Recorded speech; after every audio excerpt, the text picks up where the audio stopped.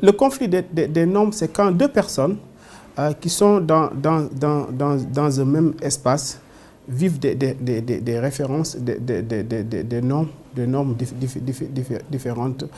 Et ça se voit surtout au niveau de la circulation. Par exemple, vous voyez quelqu'un dans son véhicule, il respecte le code de la route, alors que l'autre ne maîtrise pas le code de la route, et puis sa seule référence, son seul référentiel, c'est la capacité à conduire la voiture d'un point A à un point B. Donc souvent, dans les intersections, on voit ces conflits-là.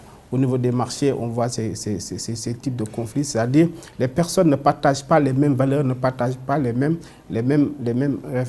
références. Si on prend l'exemple de la circulation, pour rendre la circulation fluide et éviter des dangers, on a créé des normes, c'est-à-dire les voitures qui vont dans un sens circulent à droite et les voitures qui vont dans l'autre sens circulent à gauche. Si on se met maintenant à ne pas respecter les normes, à circuler à droite au lieu de circuler à gauche, on peut voir effectivement des dangers, des situations de tension.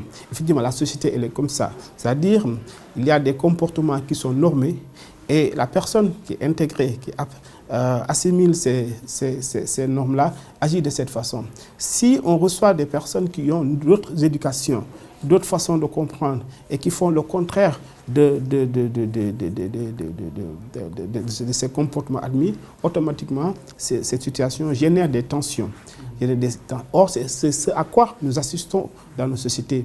Nous avons dans nos villes, nous avons dans nos quartiers, nous avons dans nos marchés, nous avons dans la circulation, nous avons des personnes qui obéissent à d'autres références, à d'autres normes, qui n'assimilent pas correctement les normes, surtout les normes urbaines. Ce qui explique tout ça, c'est que déjà, ces personnes viennent d'origines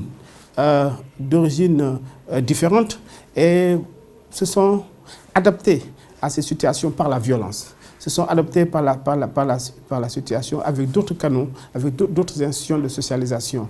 Les institutions de socialisation ne sont pas les mêmes. Donc souvent, les conflits qu'on voit, et surtout au niveau des marchés où les personnes arrivent à occuper de façon anarchique, entre guillemets, ou indisciplinée, les devantures des maisons, à encombrer les rues, etc. C'est des personnes qui se sont faites comme ça, c'est-à-dire qui ont gagné leur place. Comme ça, et effectivement, à entendre le discours, on se rend compte de ce problème. Parce que le discours que ces personnes tiennent, elle est très simple. Je travaille, je fais pour nourrir ma famille. Donc pour ces personnes, la seule référence, la seule norme qui vaille, c'est celle-là. C'est-à-dire le fait de travailler, le fait de satisfaire en fait, les membres de sa famille. Or, pour d'autres, c'est trop simple. Il ne s'agit pas seulement de vouloir travailler.